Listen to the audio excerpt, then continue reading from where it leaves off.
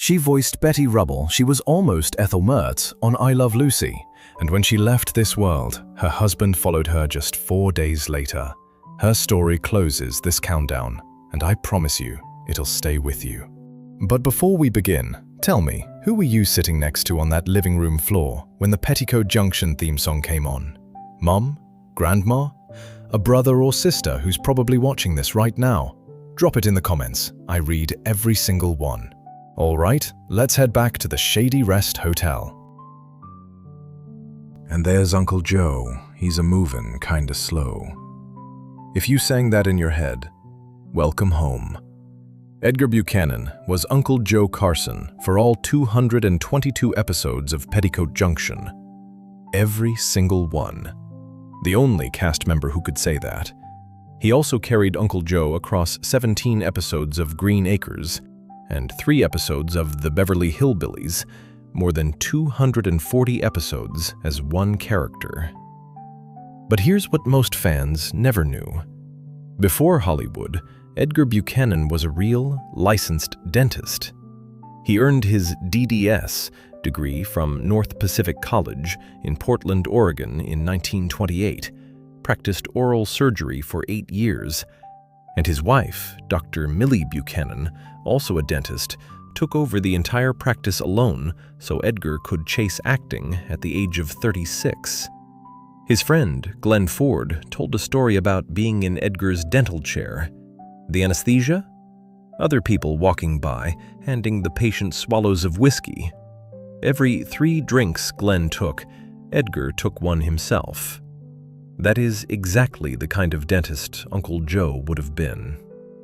Born March 20th, 1903 in Humansville, Missouri, Edgar didn't make his first film until 1939, a late start, but he went on to appear in over 100 films: Shane, McClintock with John Wayne, The Talk of the Town with Cary Grant. His final film, Benji, 1974, reunited him with Higgins, the little dog who'd wandered the Shady Rest for years on the show. 2 old friends from Hooterville, together one last time. Edgar Buchanan left us in 1979. He was 76.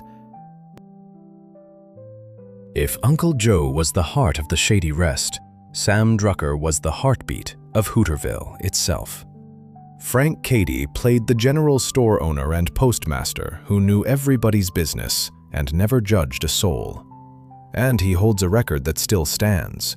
Frank Cady is the only actor in television history to play the same recurring character on 3 different sitcoms at the same time: Sam Drucker on Petticoat Junction, Green Acres, and The Beverly Hillbillies, all running simultaneously in 1968 and 69. 1 man, 1 character, 3 shows. Now, unlike Uncle Joe, Frank Cady's path to Hooterville took him halfway around the world first. He graduated from Stanford University with a degree in speech and drama, then sailed to London to train at the Westminster Theatre. He appeared on BBC television back in 1938. Then World War II broke out while he was still in Europe, so he enlisted in the Army Air Forces, serving in England, France, and Germany. After the war, he stood next to Spencer Tracy in Father of the Bride. He was in Alfred Hitchcock's Rear Window. He appeared in The Bad Seed. But the world remembers him as the quiet, kind storekeeper of a little fictional town. And he knew it. He once said, "I suppose I ought to be grateful for that character, because otherwise I wouldn't be remembered at all. I've got to be one of the luckiest guys in the world." After his last screen appearance, Return to Green Acres, 1990, Frank Cady retired to Wilsonville, Oregon, with his wife Shirley.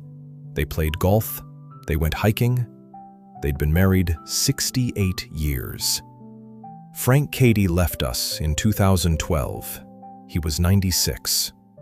The 2 men who built Hooterville, but coming up, the engineers who kept the Cannonball running, and the 3 actresses who each stepped into the same unforgettable pair of shoes.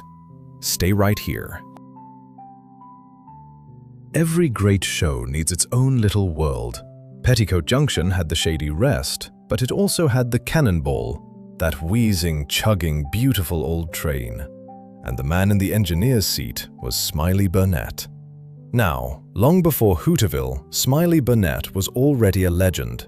He was Gene Autry's comic sidekick, Frog Milhouse, in over 60 Western films.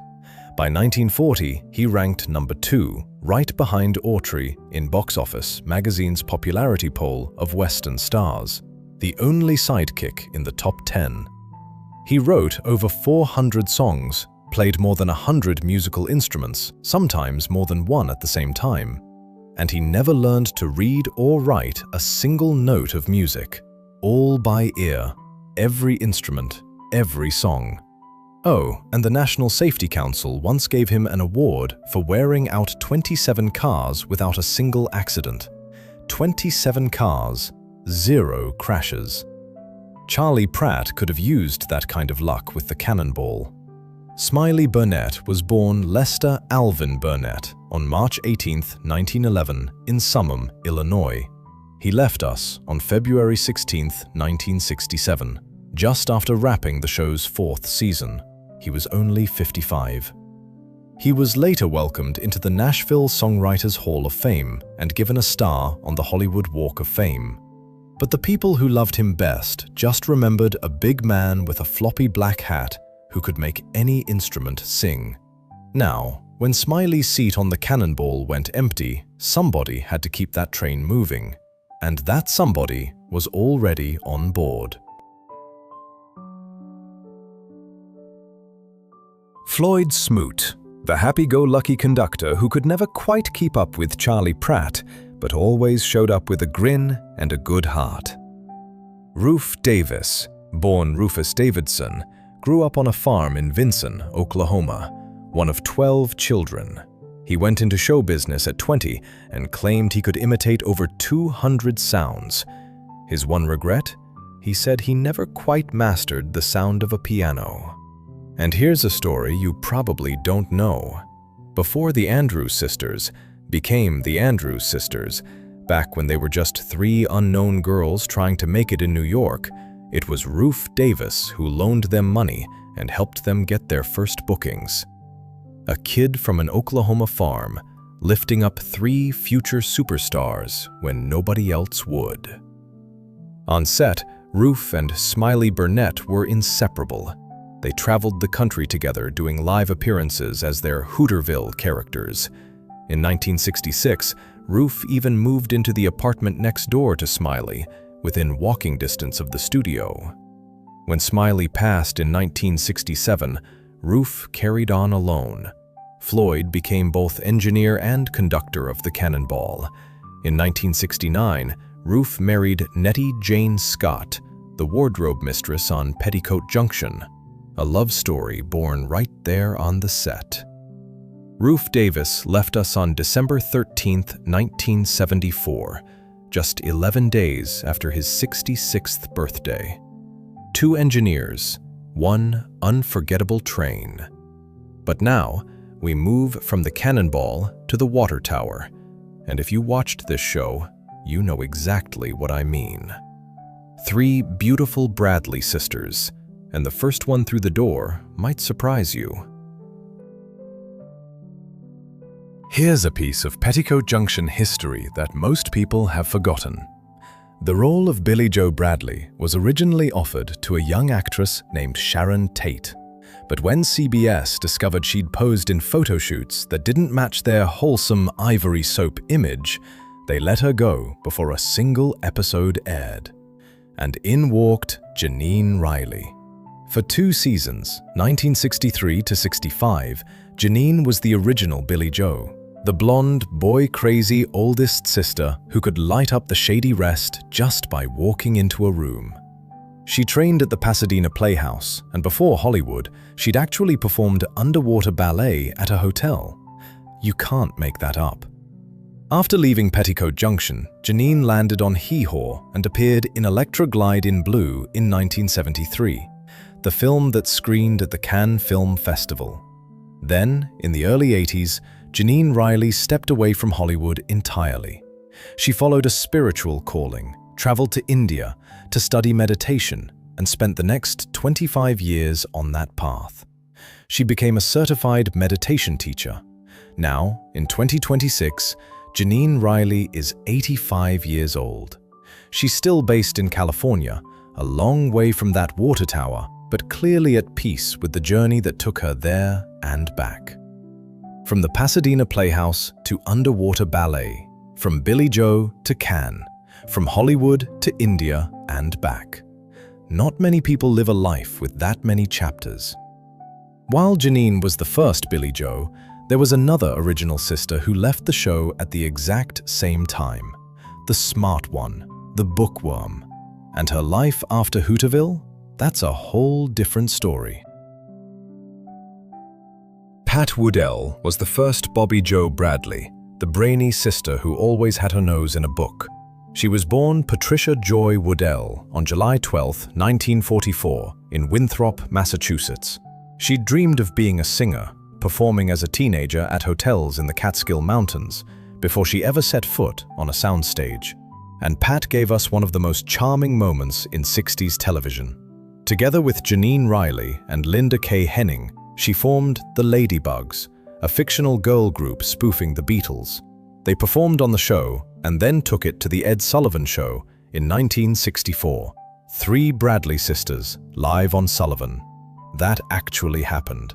After leaving Petticoat Junction in '65, Pat took her career in a very different direction, including The Big Doll House in 1971. A far cry from Hooterville, she voiced the character Bunny in 2 Looney Tunes cartoons, alongside Mel Blanc in 1968. Then she retired from acting altogether at 29 and co-founded a business consulting firm that she ran for 35 years, from 1978 to 2013. Pat Woodell left us on September 29, 2015. She was 71. Now, before we continue, seeing these 3 Bradley sisters again brings back so many memories. Be honest with me, how many of you secretly had a favorite? Billie Joe, Bobbie Jo, or Betty Jo? And were you Team Jeannine, Team Gunilla, or Team Meredith? Don't be shy, confess in the comments. I know you have an opinion. Speaking of, 3 different actresses played Billie Jo. We've met the first one. Coming up, the second Billie Jo, the woman who gave up Hollywood for hee-haw, and the love story on the Petticoat Junction set that became a real wedding with the same dress. Stay with me. The second Billie Jo came from about as far from Hooterville as you can get. Gothenburg, Sweden. Gunilla Hutton, born Gunilla Wiklund, arrived in America at the age of 7, speaking no English. Grew up in Fort Worth, Texas, and by 1965 she was standing on the set of Petticoat Junction as the new Billie Jo Bradley, appearing in 23 episodes in a single season. 1 season on Petticoat Junction, but that wasn't the end of her story. Not even close. Gunilla became a fixture on Hee Haw for 23 years, from 1969 all the way to 1992. Around 238 episodes. She won a TV Land Award for her work on that show. She also released several singles in the 70s, including Greatest Story Ever Told in 1972. Now, in 2026, Gunilla Hutton is 81 years old. She stepped away from the spotlight years ago, but in 2015, she reunited with fellow Petticoat Junction sisters Linda Kaye Henning and Laurie Saunders for a MeTV commercial. 3 Bradley sisters, side by side again, decades later. The girl from Sweden who came to America with no English and gave us 23 years of laughter on Hee Haw. Now, remember what I mentioned earlier?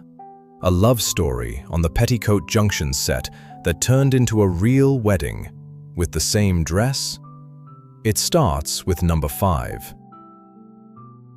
There's one entrance in Petticoat Junction that nobody ever forgets. Season 4, Episode 1. A handsome crop duster crashes his plane right next to the train tracks while the Bradley sisters are bathing in the water tower. Billie Joe looks down at the unconscious pilot and says to the family, "Do you think we'll get to keep him?" That was Mike Miner, born Michael Fedderson as Steve Elliott. The son of television producer Don Fedderson, who created My Three Sons, Mike had started as a singer. His first professional gig was at Ye Little Club in Beverly Hills. At just 14 years old, he recorded the album This Is Mike Miner in 1966. On the show, Steve married Betty Jo. Off the show, Mike married Linda Kaye Henning, the actress who played Betty Jo. September 7th, 1968. And here's the detail that makes this story unforgettable. Linda wore the exact same wedding dress from the television episode, the same gown. Fiction into reality. After Petticoat Junction ended, Mike moved into daytime television. All My Children, Another World, As the World Turns. In 1999, he took to the Broadway stage at the Duffy Theatre, starring as Inspector James Asher in A Perfect Crime. Mike Miner left us on January 28, 2016. He was 75. When Pat Woodell left the show, CBS needed a new Bobbie Jo. They found her, and she had to change her name to get the job. Laurie Saunders was born Linda Marie Hines in Kansas City, Missouri, but there was already a Linda on the show, Linda Kaye Henning, so she officially changed her first name to Laurie in the fall of 1965. A whole new name for a whole new chapter. She stayed for 147 episodes, 5 full seasons, and together with Linda and Meredith McCrae, she formed the Girls from Petticoat Junction, a real singing group that performed on The Tonight Show starring Johnny Carson. On the show, they went by a different name, the Hooterville Honeys. After Petticoat Junction ended, Laurie joined the Beverly Hillbillies for its final season as Mr. Drysdale's secretary.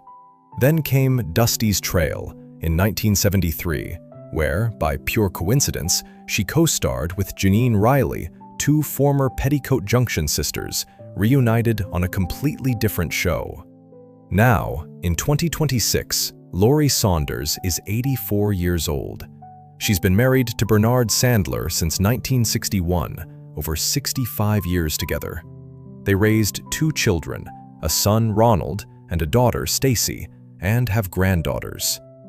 In her retirement, Laurie found a second calling, creating art sculptures and oil paintings. She and Bernard also campaigned together against the elephant ivory trade in the 1980s. From Hooterville to the art studio, from Bobbie Jo to activist. Quiet, creative, purposeful. That's Laurie Saunders at 84. The third and final Billie Jo. And she was born into show business royalty. Meredith McCrae's father was Gordon McCrae, the golden voice of Oklahoma, and Carousel, her mother, was Sheila McCrae, who played Alice Cramden on The Honeymooners. Meredith started acting at 8 years old, appearing alongside her father in By the Light of the Silvery Moon in 1953. Before Petticoat Junction, she'd already starred as Sally Ann Morrison on My Three Sons for 3 seasons. She graduated from UCLA with a Bachelor of Arts in English. On Petticoat Junction, she became the definitive Billie Jo, appearing from season 4 through the end in 1970. After the show, Meredith became a force behind the camera. She hosted Mid-Morning Los Angeles for 8 years and won a local Emmy Award in 1986 for outstanding interviewing. She created and hosted Born Famous on PBS, a series where she interviewed the children of celebrities. And she became one of the most prolific game show panelists of her era. Match Game, Hollywood Squares, Family Feud, Password, The Pyramid. She seemed to be everywhere. Meredith McCrae left us on July 14, 2000. She was 56. Even though her family could have lived in Beverly Hills, her parents chose a modest home in the San Fernando Valley and taught her to earn everything she wanted by doing chores. That work ethic carried her through everything, from child actress to Emmy winner. 3 Billie Joes and 2 Bobbie Joes. Each one brought something different, and each one left a mark. But before we reach number 1, there's someone we haven't talked about yet. Someone who arrived at the Shady Rest when it needed her most. In 1968, Petticoat Junction lost its heart. Benaderet was gone, and the show needed someone who could fill an impossible space. They called June Lockhart. By then, June Lockhart was already one of the most beloved mothers in television history. She'd been Ruth Martin on Lassie for 6 seasons, 1958 to 64. Then she was Dr. Maureen Robinson on Lost in Space from 65 to 68. And then she stepped into Hooterville as Dr. Janet Craig, becoming the town physician and a mother figure to the Bradley girls for the show's final 2 seasons. 45 episodes. Her career spanned more than 80 years, from her debut at the Metropolitan Opera at the age of 8 in 1933, all the way to video games in 2014. She won a Tony Award for Best Newcomer on Broadway in 1947, a Tony she later donated to the Smithsonian. She earned 2 stars on the Hollywood Walk of Fame, one for film, one for television.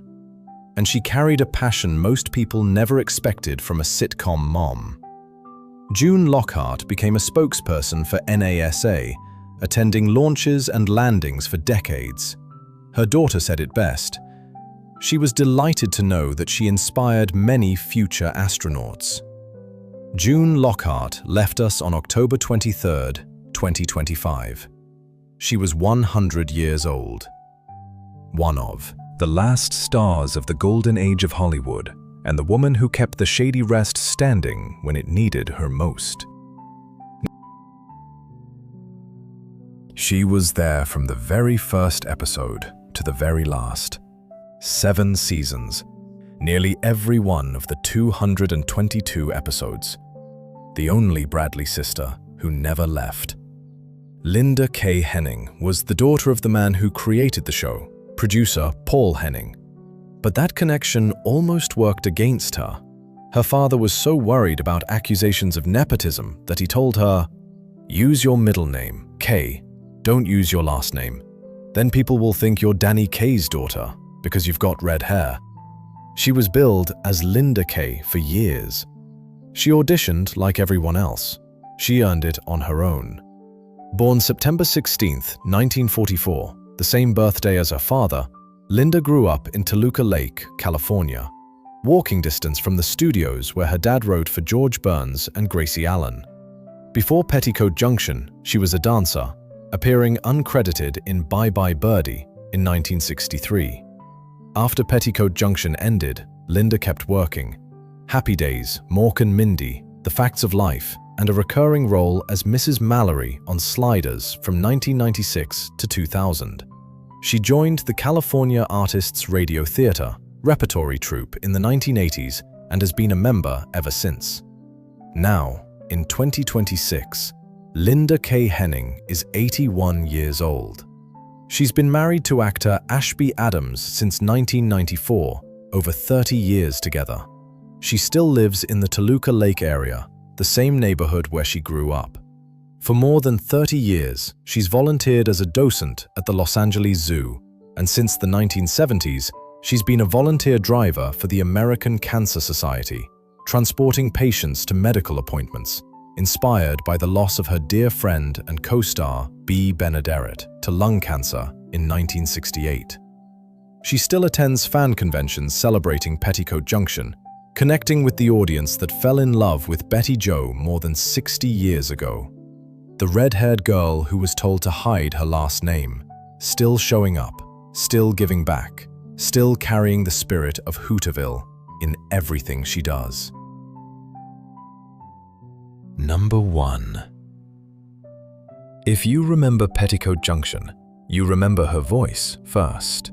That warm, steady, calming voice that held the whole show together. Kate Bradley, the widowed mother who ran the Shady Rest Hotel, kept Uncle Joe in line, raised 3 daughters, and somehow made it all look effortless. She was the reason you felt safe in Hooterville. Beatrice Benaderet, known to everyone as B, was born April 4, 1906, in New York City. Her father was a Turkish immigrant. Her mother was Irish-American. She grew up in San Francisco and was performing on Bay Area radio before most actresses had even heard of television. And what a career she built. She was nicknamed Busy Bee by the press, and she earned it. Over 1,000 combined radio and television appearances.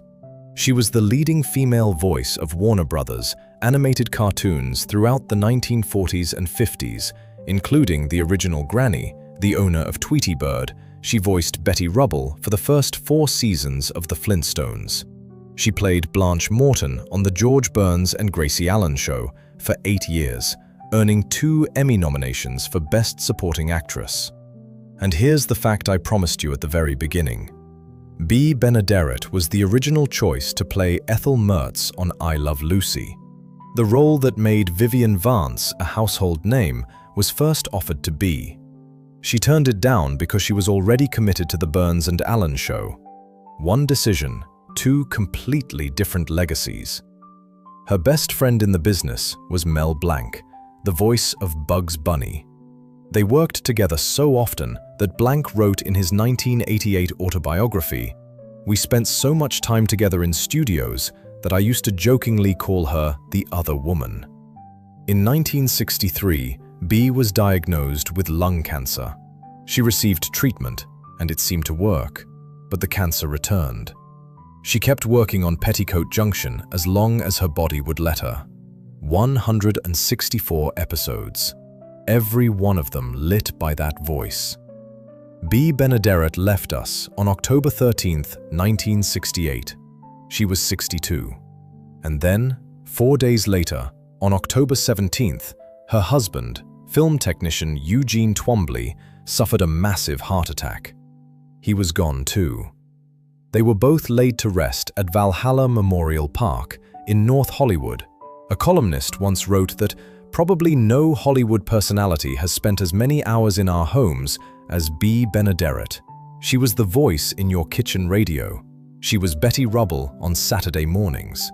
She was Blanche Morton on weeknight reruns. And she was Kate Bradley, the mother who made the Shady Rest feel like home.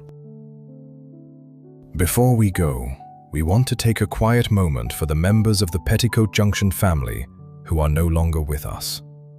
Smiley Burnette, our Charley Pratt, the man who played 100 instruments and wrote 400 songs.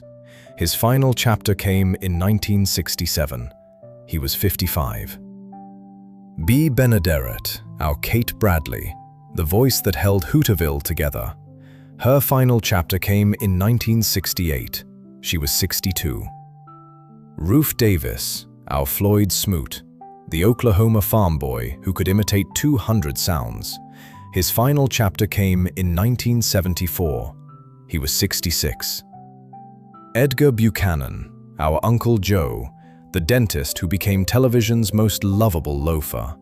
His final chapter came in 1979. He was 76. Meredith McRae, our third Billie Joe, the Emmy-winning host who was born into show business royalty. Her final chapter came in 2000. She was 56. Frank Cady, our Sam Drucker, the Stanford man who became the friendliest storekeeper in television history. His final chapter came in 2012. He was 96. Pat Woodell, our first Bobbie Jo, the singer from the Catskills who took the Ladybugs to Sullivan. Her final chapter came in 2015. She was 71. Mike Miner, our Steve Elliott, the pilot who crashed into Hooterville and never really left. His final chapter came in 2016. He was 75.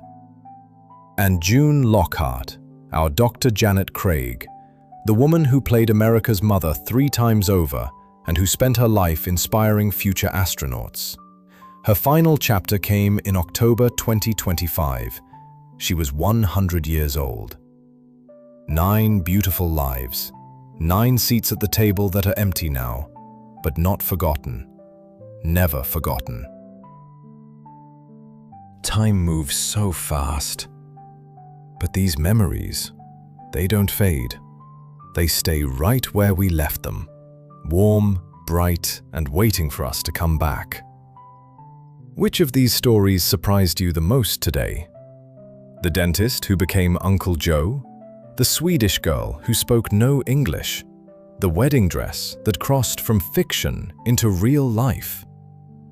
And if you could go back, just for one evening, to curl up next to someone you love on the sofa, hear that theme song start, and watch the Cannonball roll into Hooterville one more time, what would you give for that? Share your stories in the comments below. I read every single one of them. And if this video brought back a memory you haven't thought about in years, pass it along to someone who needs it too. Thank you for watching. Thank you for remembering. And from all of us who still love the Shady Rest, see you down the line.